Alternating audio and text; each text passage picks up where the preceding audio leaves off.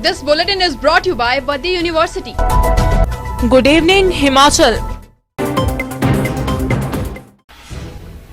हमीरपुर का करोड़ों रुपए का सिंथेटिक ट्रैक लगातार अनदेखी का शिकार हो रहा है। हालात ये है कि लोग दौड़ने वाले ट्रैक पर बच्चों को साइकिल चलाना सिखा रहे हैं, उन्हें कोई रोकने वाला नहीं है। बताया जा रहा है कि संडे को सिंथेटिक ट्रैक मैदान का गेट खुला रह गया था, इसके चलते कुछ युवा साइकिल लेकर ट्रैक पर पहुंच गए थे। हालांकि सिंथेटिक ट्रैक का जिम्मा युवा सेवाएं एवं खेल विभाग हमीरपुर के पास है। सूत्रों की माने तो अगर सिंथेटिक ट्रैक कहीं से उखड़ जाए तो उसकी मेंटेनेंस ही लाखों रुपए में होती है। इस तरह की लापरवाही सिंथेटिक ट्रैक को नुकसानदायक है। जैसा कि आपने देखा, ये छोटे बच्चे सिंथेटिक ट्रैक पे साइकिल चला रहे हैं, दौड़ने वाले स्थान पर ये साइकिल चला रहे हैं। ये आज हमारी एग्ज़ाम ड्यूटी थी तो हमारी नज़र इस पर पड़ गई और हमारे ध्यान में ये आ गया।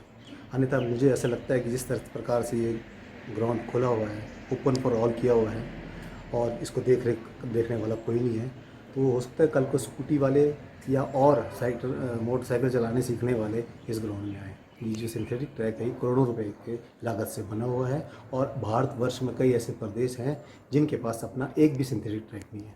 ये हमारा सौभाग्य है कि हमीरपुर में सरकार ने करोड़ों रुपए का सिंथेटिक ट्रैक दिया है और उसकी देख रेख या उसको संभालना हमारा सबका कर्तव्य है। वैसे तो ये जो इसकी चाबियाँ होती हैं गेट की, ये स्पोर्ट्स डिपार्टमेंट हमीरपुर के पास होती है, तो मुझे बड़ा दुख हो रहा है कि वो इसे खुला छोड़कर चले गए हैं और इसमें कोई भी ऐसी साइकिल चलाना और दूसरी एक्टिविटी कर। मैं गुजारिश करूँगा स्पोर्ट्स डिपार्टमेंट से भी और लोगों से भी अपील करूँगा कि जब भी ऐसी कोई गतिविधि देखें, लोग साइकिल या स्कूटर चलाने या उसको रोकें या स्पोर्ट्स विभाग को सूचित करें।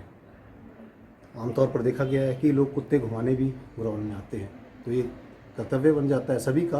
पर विशेष तौर पर ये जो स्पोर्ट्स डिपार्टमेंट को मैं बार बार इसलिए कह रहा हूँ कि उनकी देख रेख के अंदर ये ग्राउंड है, तो वो इसका एक समाधान करें, उचित समाधान करें, ताकि ये करोड़ों की जो संपत्ति हमें सरकार ने दी है ये संभल सके।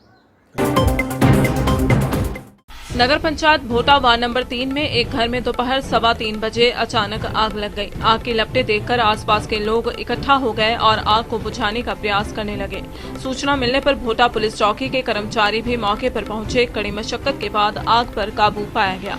वहीं आग से हुए नुकसान का आकलन किया जा रहा है। बताया जा रहा है कि इस हादसे में एक बेड बॉक्स, गद्दे, कुर्सियां, नकदी व कपड़े जलकर राख हो गए।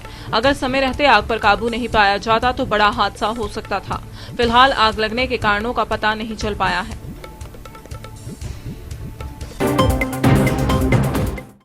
बेरोजगार कला अध्यापक संघ चंबा ने सरकार को जल्द कला अध्यापकों के रिक्त पदों को भरने की अधिसूचना जारी करने की मांग की है। उन्होंने कहा है कि अगर पंचायत चुनावों से पहले कला अध्यापकों के रिक्त पदों को भरने की अधिसूचना जारी न की गई तो सड़कों पर उतरकर सरकार के खिलाफ मोर्चा खोल दिया जाएगा। यह फैसला रविवार को चंबा में संघ के जिला प्रधान शक्ति प्रसाद की अध्यक्षता में संपन्न बैठक में लिया गया है। उन्होंने कहा कि कला अध्यापकों के रिक्त पदों को भरने में सरकार कोई रुचि नहीं दिखा रही। इसके चलते अब संघ ने मांग मनवाने के लिए आंदोलन की राह अपनाते हुए आर पार की लड़ाई का रास्ता निर्णय लिया है। बैठक के दौरान संघ के कई अहम मुद्दों पर चर्चा की। हमारी चंबा के चौगान में एक बैठक आयोजन किया गया, जिसमें हमने कुछ महत्वपूर्ण मुद्दों पे बात की और हमने ये मुद्दों पे बात की कि हम जो पिछले 2-3 साल से जो हमारी जो वर्तमान सरकार है वो हमारे रिक्त पदों को भरने के लिए कोई भी कदम नहीं उठा रही है।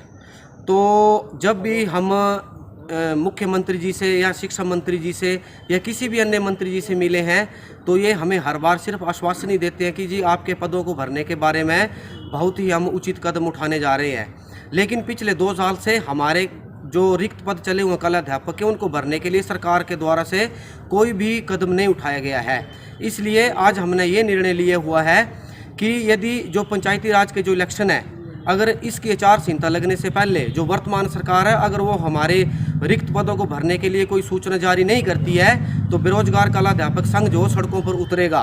क्योंकि हम पिछले 2 साल से सभी मंत्रियों को, मतलब जितने भी नामुइंदे हैं सरकार के, उन सभी को हम दोनों हाथ जोड़कर मांग पत्र देके थक चुके हैं। अब इसके आगे जो कुछ भी होगा उसके लिए सरकार खुद जिम्मेवार होगी, क्योंकि हम बहुत ही हाथ जोड़ चुके हैं इनके आगे। बल बचाओ किसान संघर्ष समिति, हिमाचल किसान सभा सरकाघाट कमेटी व Himachal Pradesh travel agent association Manali ने संयुक्त रूप से बल में प्रस्तावित हवाई अड्डे के विरोध में व इसे जाहूडली में बनाने हेतु आवाज बुलंद की है। उन्होंने सरकाघाट के विधायक कर्नल इंद्र सिंह के माध्यम से प्रधानमंत्री नरेंद्र मोदी को मांग पत्र भेजा। बल बचाओ किसान संघर्ष समिति के अध्यक्ष जोगेंद्र वादिया ने कहा कि बल में प्रस्तावित हवाई अड्डे से न केवल हिमाचल प्रदेश की सबसे उपजाऊ जमीनों में से एक बल घाटी किसानों से छिन जाएगी, बल्कि 2000 परिवारों का विस्थापन होगा। सर्वे के अनुसार बल में मात्र 2150 मीटर की पट्टी बनेगी, जिसमें 72 सीटर छोटा विमान ही लैंड कर पाएगा। बड़े विमान के लिए 3150 मीटर पट्टी की जरूरत है, जो कि नेरचौक में संभव नहीं है। हिमाचल किसान सभा सरकाघाट कमेटी के सचिव मनीष शर्मा ने कहा कि इंटरनेशनल हवाई अड्डे के लिए जाहूडली जगह बिल्कुल उपयुक्त है। हिमाचल किसान सभा सरकाघाट कमेटी बल बचाओ किसान संघर्ष समिति का जो विरोध है नेरचौक में प्रस्तावित हवाई अड्डे का, उसको अपना समर्थन देती है। और आज हम यहाँ पर हिमाचल किसान सभा जो है माननीय विधायक महोदय सरकाघाट के माध्यम से देश के प्रधानमंत्री नरेंद्र मोदी जी को अपना मांग पत्र सौंप रहे हैं। जैसा कि हम जानते हैं कि नेरचौक में जो हवाई अड्डा है, एक तो वहाँ से जो उपजाऊ भूमि है वहाँ से लोगों का विस्थापन होगा, रोजगार छिनेंगे, और वहाँ पर छोटी पट्टी जो बन रही है, जिस तरीके से वहाँ पर दिक्कत आ रही है सुंदरनगर की पहाड़ी के कारण, और वहाँ पर जो है छोटा विमान ही उतर पाएगा, वो ज़्यादा महत्वपूर्ण नहीं लगता है, क्योंकि छोटे हवाई अड्डे हिमाचल प्रदेश में और भी जगह पर है। दूसरी तरफ जो है जो जाहू जगह है, यहाँ से जो है धर्मशाला है, चाहे जंजैली सिराज का क्षेत्र है, चाहे मनाली है, जो टूरिज्म के दृष्टिकोण से ये बहुत ज़्यादा महत्वपूर्ण जगह जो है बन जाएगा। और सामरिक दृष्टि से भी, रक्षा की दृष्टि से भी हिमाचल प्रदेश के अंदर जो है वो बहुत, ये जो बड़ा हवाई पट्टी है इसकी बहुत ज़रूरत है, इसलिए भी ये ज़्यादा महत्वपूर्ण हो जाता है। दूसरा, यहाँ पर ज़्यादा लोगों का विस्थापन नहीं होगा और यहाँ पर जो है कम मुआवजा सरकार को देना पड़ेगा। मौसम के हिसाब से भी नेरचौक जहाँ जो है वो बाढ़ जो है प्रभावित क्षेत्र हो सकता है, पहले भी रहा है, और यहाँ पर जो ऐसी कोई दिक्कत नहीं है। तो जो जाहू में हवाई अड्डा बनना चाहिए, ये हमारी जो है ये मांग है हिमाचल किसान सभा की, और जो बल बचाओ किसान संघर्ष समिति। हिमाचल प्रदेश कर्मचारी चयन आयोग हमीरपुर द्वारा रविवार को सुबह के सत्र में कंडक्टर पद के लिए लिखित परीक्षा आयोजित की गई। कंडक्टर के 568 पदों को भरने के लिए 60,000 अभ्यर्थियों को कॉल लेटर जारी किए गए थे। परीक्षा के लिए प्रदेश भर में 304 परीक्षा केंद्र बनाए गए थे।